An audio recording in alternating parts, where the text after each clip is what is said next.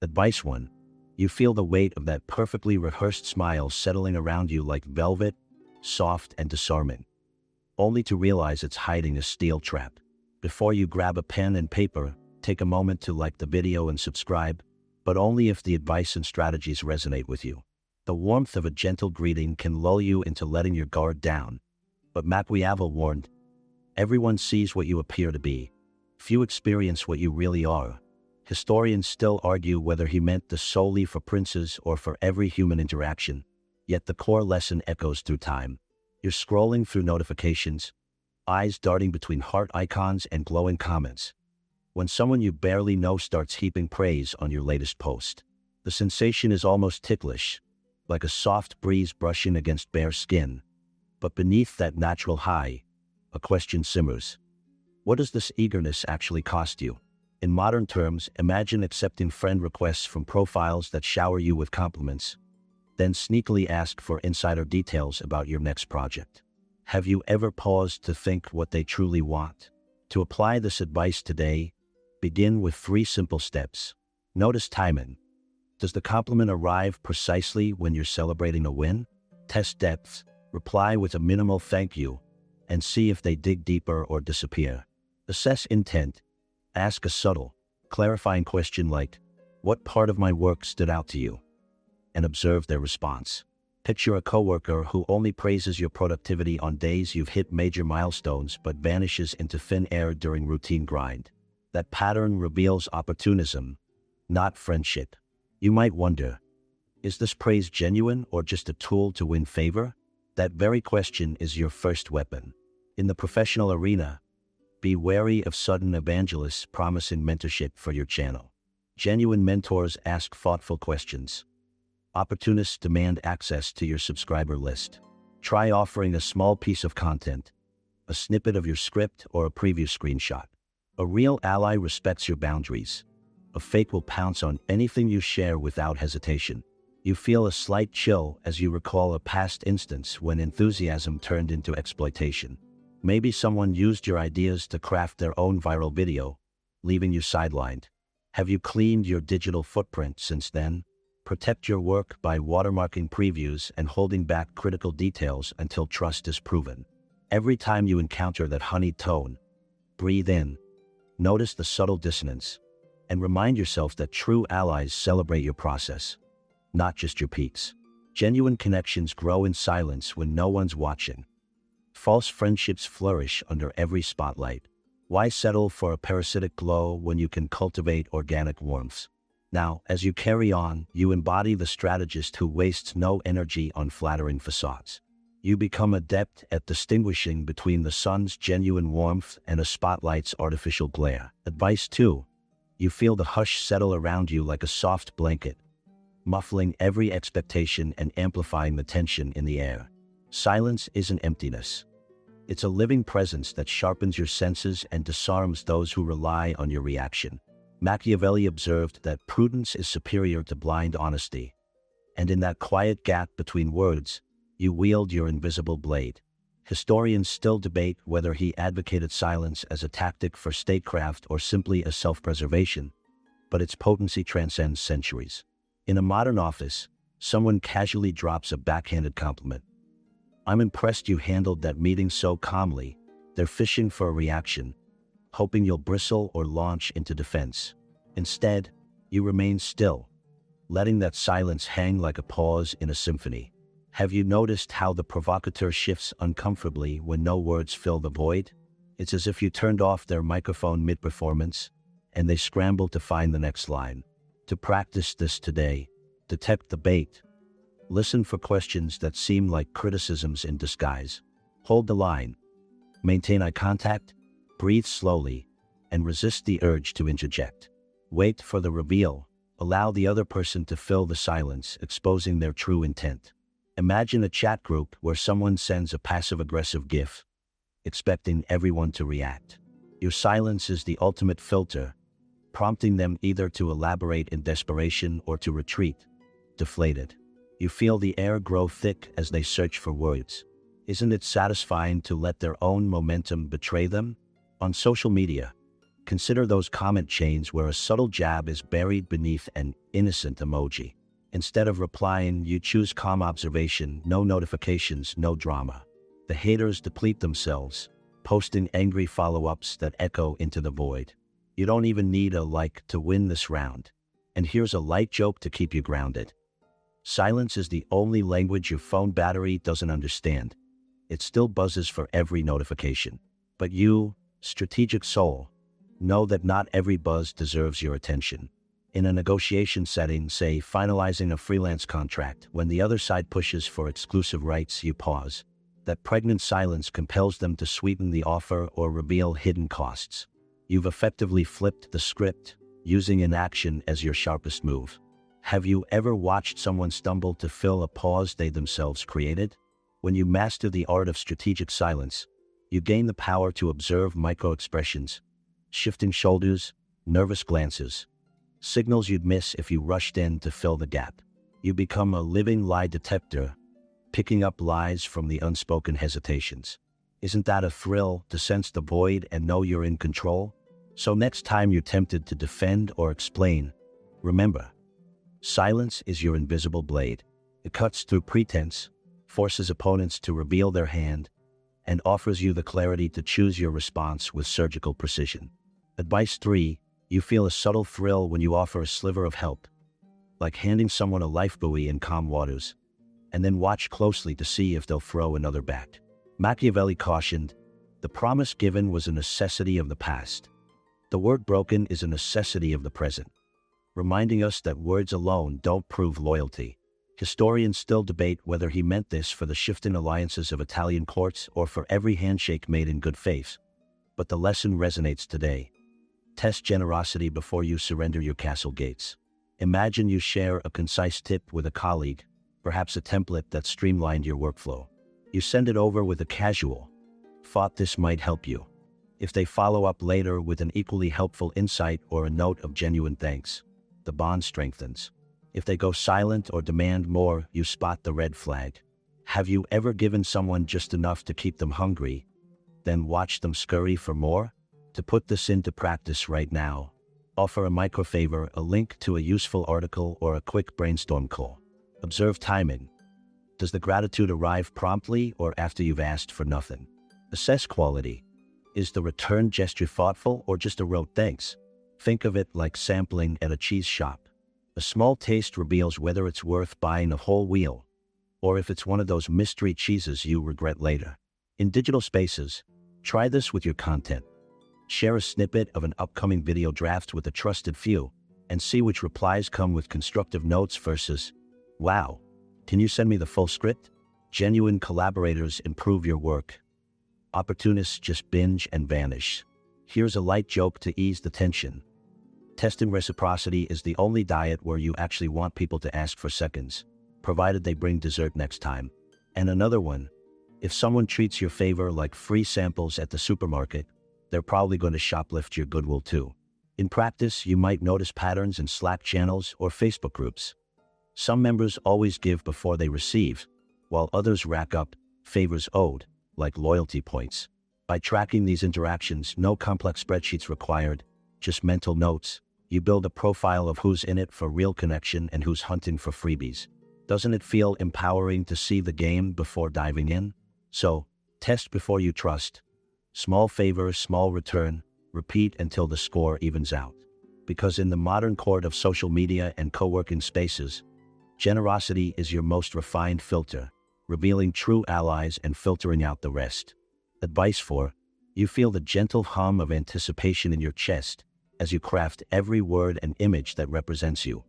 Like an artist polishing a masterpiece before unveiling it. You control your narrative by shaping perceptions before rumors take root. It is better to be impetuous than cautious, because fortune is a woman, Machiavelli wrote. A reminder that taking charge of how you're seen is as vital as daring action itself. Historians still debate whether he advocated image crafting for display or inner confidence, but today, reputation management is your shield against treachery. Imagine waking up to a whisper in your office. A colleague's offhand comment about your work ethic splashes across a group chat. If you left your story untold, you'd be painted as the negligent one. Instead, you seize the moment. Post a brief project update or send a concise email highlighting your recent accomplishments. That proactive step doesn't feel like bragging. It feels like closing the door on gossip with a well-aimed lock. Have you ever hesitated to share your side, only to watch misinformation spread unchecked? To apply this now, follow 3 key moves. Monitor perception. Set alerts for your name or brand in professional networks and social feeds. Address swiftly. When you spot a mischaracterization, respond with clarity in the same channel where it appeared. Reinforce consistency. Repeat your core message across posts, comments, and conversations until it becomes the accepted truth. Think of it like tending a garden. You pull weeds as soon as they sprout and encourage the blossoms with regular watering.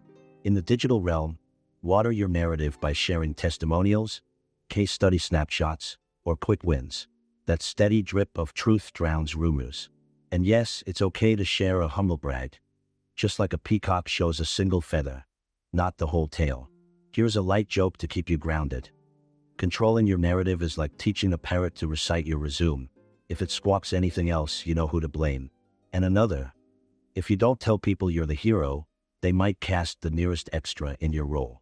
In practice, an unanticipated scandal, say an overlooked email error, can spiral into whispers of incompetence. You hop in with a concise acknowledgement, a corrective action, and a subtle wink. Lesson learned, and here's what's improved. That transparency diffuses tension and demonstrates your command of events. Doesn't it feel empowering to steer the story rather than chase it? Ultimately, mastering your narrative is not about deception. It's about intentional communication. You choose which frames stick and which fade. When you proactively control your image, you leave less space for manipulators to rewrite your story. The question is, are you willing to draft the headline before someone else writes your obituary? Advice 5. You feel a subtle tremor when someone pokes at your emotional core, as though they're testing the tension in your skin. Mastering emotional discipline cuts off manipulators at the source, because it is not what happens to you, but how you react to it that matters. As Epictetus wisely observed, though Machiavelli himself admired self-command as a ruler's greatest asset.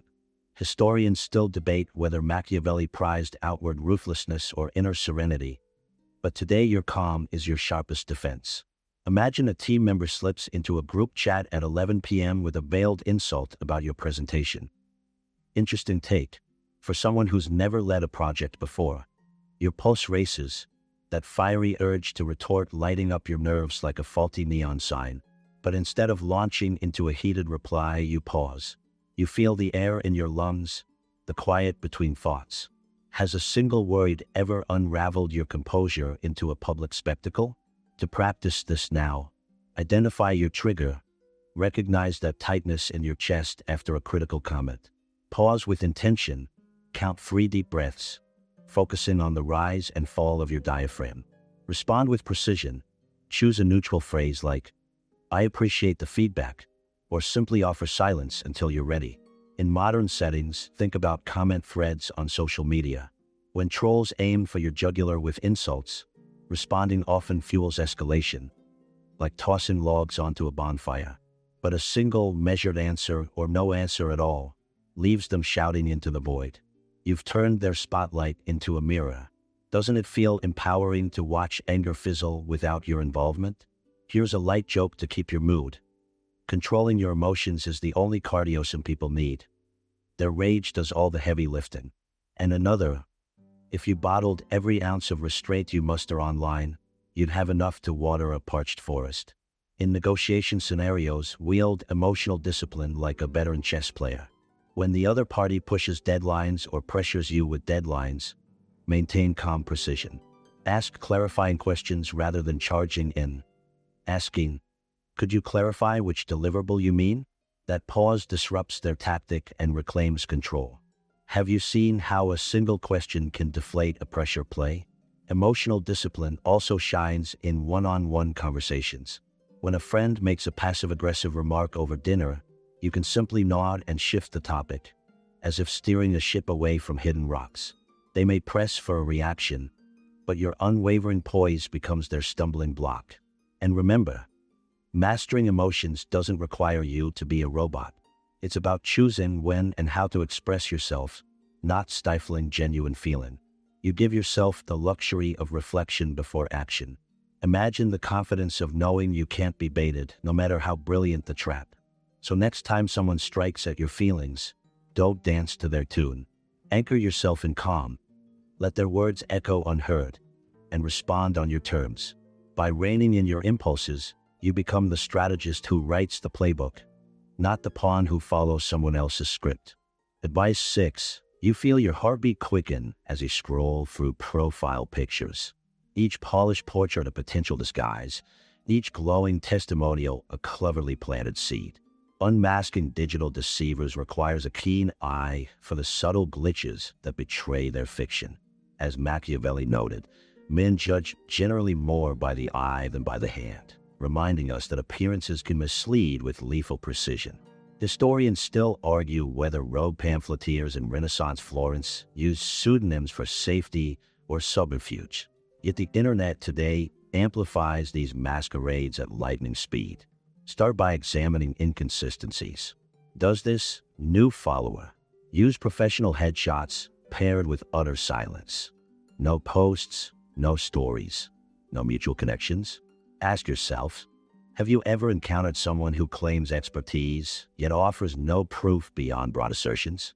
To test authenticity, cross-reference content. Search their username across platforms. Genuine experts leave a trail. Bots rarely replicate nuanced details. Initiate a live interaction. Suggest a brief voice or video call. A real person shows up. A fake profile recedes into excuses. Check engagement quality. Note whether comments from this user add depth or read like generic praise. Genuine voices offer insight. Opportunists drop empty compliments. Imagine you publish a vulnerability video revealing creative struggles, and suddenly a fellow creator reaches out with an identical confession. Their mirrored vulnerability is creepy, not comforting. Did they craft that message by inhaling your last upload? You feel a primal alert. This is reverse engineering of trust, not genuine rapport. Would you rather collaborate with someone who brings fresh perspective instead of echoing your own words? In practical terms, activate two-factor authentication and notifications for logins for new devices. That way you spot if someone hijacks your account to impersonate you. Similarly, in group chats, watch for avatars that change names but maintain identical icons. Digital shape-shifting meant to slip under the radar. When you catch them, challenge the narrative. Ask for a personal anecdote only insiders would know. Watch how they squirm or disappear. Here's a light joke to keep you grounded. Online profiles are like Halloween masks. Cute for a night, but you wouldn't want one following you home. And another, trusting a random DM is like lending your umbrella to a stranger in a hurricane, unlikely to end well. Consider the case of ghost accounts spreading rumors about a competitor on niche forums. They banter under multiple aliases, seeding gossip until it appears organic. Your counterplay is simple. Spotlight the lack of credible sources. Ask open-ended questions like, where did you hear that? And shine a spotlight on the empty stage. The fake chatter dissolves when there's no audience to fill the echo.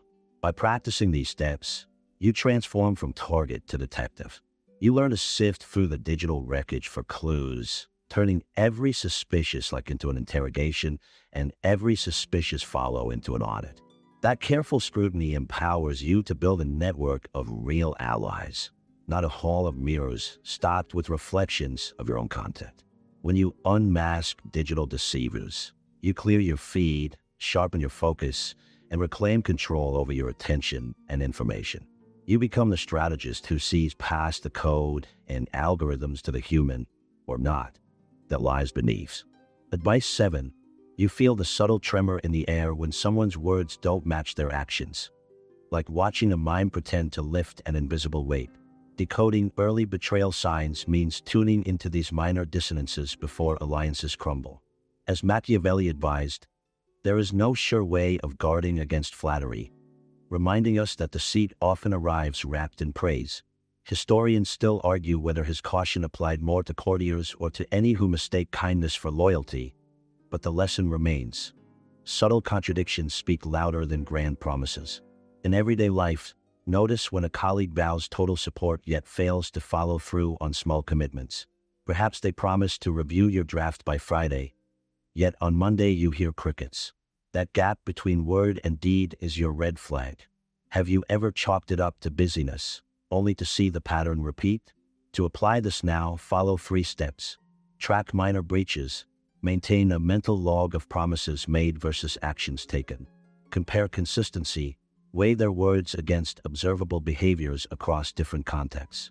Confront gently.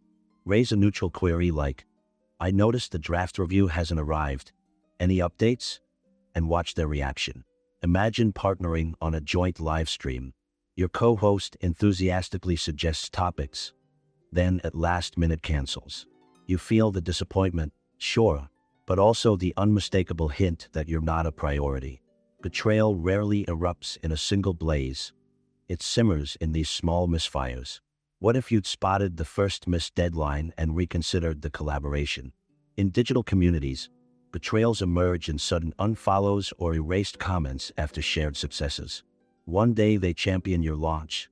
The next they delete every trace of association. Use this as your cue. Archive evidence of their early support, screenshots or saved posts, so you can distinguish genuine engagement from opportunistic erasure. Here's a light joke. Spotting betrayal is like finding a typo in a resignation letter. It's awkward but prevents bigger disasters. And another, if inconsistency were a sport, false friends would be Olympic champions. In practice, employ a promise-to-action ratio. For every commitment, expect a matching follow-through. If someone's ratio dips below, say, 80%, evaluate whether to escalate your next ask or gently withdraw. This metric isn't on any spreadsheet. It lives in your intuition sharpened by observation. The key question you must ask yourself: do their small no-shows outweigh their big affirmations? If yes, you're dodging a bullet. If no, you're still blind to betrayal's whisper. By decoding these early signs, you transform from potential victim into vigilant strategist. You catch the tremors of disloyalty long before the earthquake hits. And when you detect that first misalignment, you choose whether to shore up the alliance or let it slide into history. Advise say, you feel the weight of each handshake and every enthusiastic, "let's partner up," bearing down like uncut diamonds. Precious but potentially heavy with hidden flaws. Forging alliances with care means laying one stone at a time, ensuring each link in the chain can bear the load before you entrust your fortunes to another. Machiavelli counseled that the wise man does at once what the fool does finally, reminding you that cautious groundwork today spares crisis tomorrow. Historians still debate whether he meant political treaties or personal bonds, but in any arena, slow construction yields lasting strength. In your world, a collaborator who champions your idea one week and ghosts you the next is a liability, not an asset. To apply this advice, start with micro-projects. Pilot partnership. Launch a brief joint venture, such as a single video or co-authored article. Evaluate deliverables. Do they meet deadlines and quality standards, or leave you scrambling? Seek third-party feedback. Ask mutual contact for their experiences, verifying reputation beyond your interaction. Imagine you propose a joint stream. They agree enthusiastically, but when scheduling arrives, they shift timings repeatedly, claiming bandwidth issues. Each postponement chips away at trust. Have you ever noticed how reluctance to commit small details predicts failure on larger tasks? Next, watch for imbalance in contribution. If you're building the bridge solo while they bask on the other side, the alliance is one-sided. Observe the ratio of your effort versus theirs. If it skews heavily toward you, pause before investing more. In digital terms, grant limited access.